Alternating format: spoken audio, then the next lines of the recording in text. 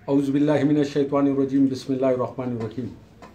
दोस्तों, जैसे आप लोगों ने देख लिया है कि ऐवान तिजारत ने बिजली के ख़िलाफ़ हड़ताल का ऐलान किया था। अल्लाह ताला का लाख लाख शुक्र है कि आज वो बात जो है बग़ैर एहतिजाज के वो टेबल टॉक पे ख़त्म हो गई। ये हमारे लिए बहुत अच्छी बात है और हम तो इंशाल्लाह वैसे भी इनके साथ हैं, लेकिन ऐवान तिजारत के और ताजरों के बहुत ज़्यादा मशकूर है, क्योंकि ये मसला सिर्फ बाज़ार के लिए नहीं, आम पब्लिक के लिए भी था।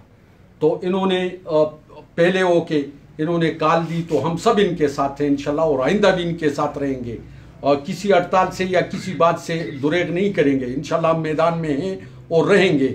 लेकिन इन्होंने कॉल की और अल्लाह ताला ने इनको इज़्ज़त दी कि बात हड़ताल तक न पहुंची, उससे पहले ही मामला जो हैं वो हल हो चुके हैं। जैसे सदर साहब ने बताया कि ऐसी कोई बात नहीं है, अगर जो इंतज़ामिया है वो इससे हट के कोई बात करती है तो इंशाल्लाह न चौक दूर है और